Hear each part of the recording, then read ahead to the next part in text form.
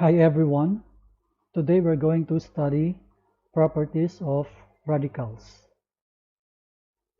First, let us review the general form of radical, and this is the nth root of a.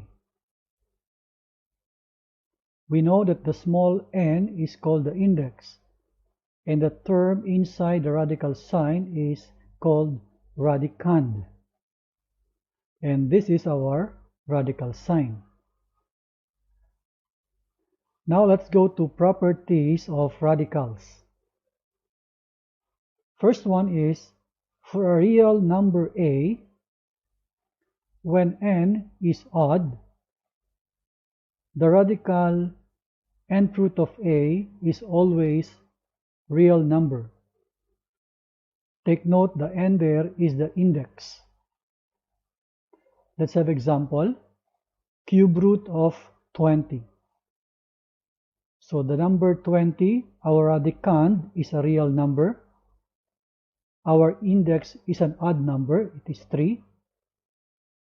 So this cube root of 20 is a real number. Another example is the 7th root of negative 8. First, we know that the negative 8 is a real number, and the index 7 is an odd. So this 7th root of negative 8 is a real number. Let's have the second, when n is even. First, the nth root of a is real if a is greater or equal to 0. It means the radicand a can be 0 or greater than 0. Another case is this nth root of a is not a real number if a or the radicand is less than 0. In other words, the radicand is negative. Let us have example, the square root of 11. So 11 is a real number. In here, our index is 2. So the square root of 11 is a real number. Another example is the 4th root of negative 100. Obviously, our index is 4. It is an even number. Our radicand is a negative number. So in this case, the 4th root of negative 100 is not a real number. Let's have property number 2. Letter A, when n is odd, or when the index is odd, when we have this expression, the nth root of a raised to n power, it is equal to a. Take note that the index n is equal to the power of a, which is also n. And this is the simplified answer for that. We will take only that value a here. Let's have example, the 5th root of 4 raised to 5.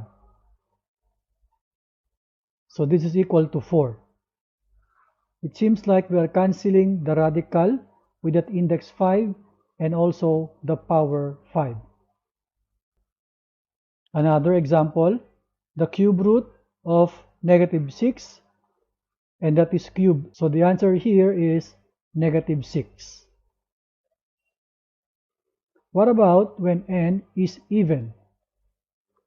So this is the nth root of a raised to n is equal to the absolute value of a.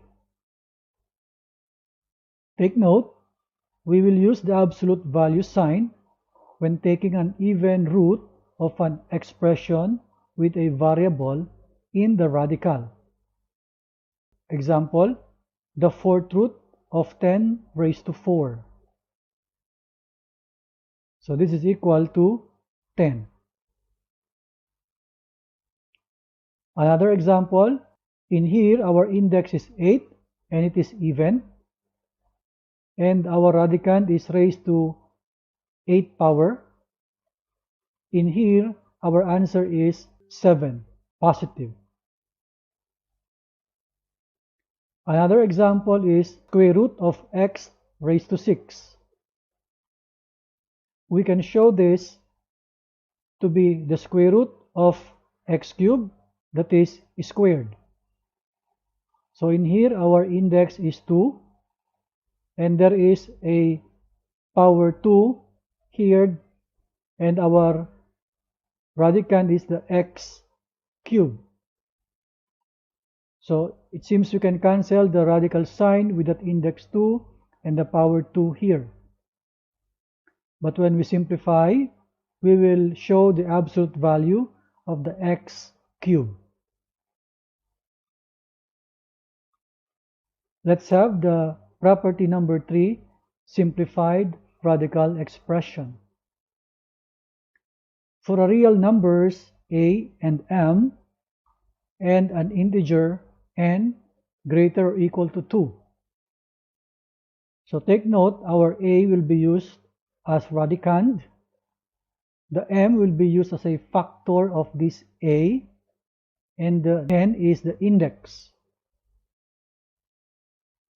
The nth root of a is considered simplified if a has no factors of the form m raised to n. So a here is our radicand,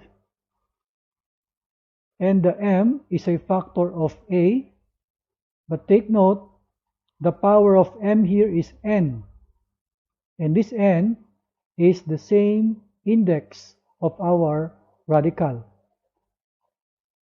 So another notes here that this m raised to n is a perfect n factor of a. Another consideration is the m or the base here should be greater or equal to 2. Let's have an example. The square root of 24 is not simplified because 24 has a perfect square factor of 4. So we can still simplify this square root of 24 by simply showing that this 24 has factors of 4 and 6. And the 4, we can show that it is equal to 2 square. And then we can split the radical into these two factors. The square root of 2 square is separated from the square root of 6, and then we show the multiplication symbol.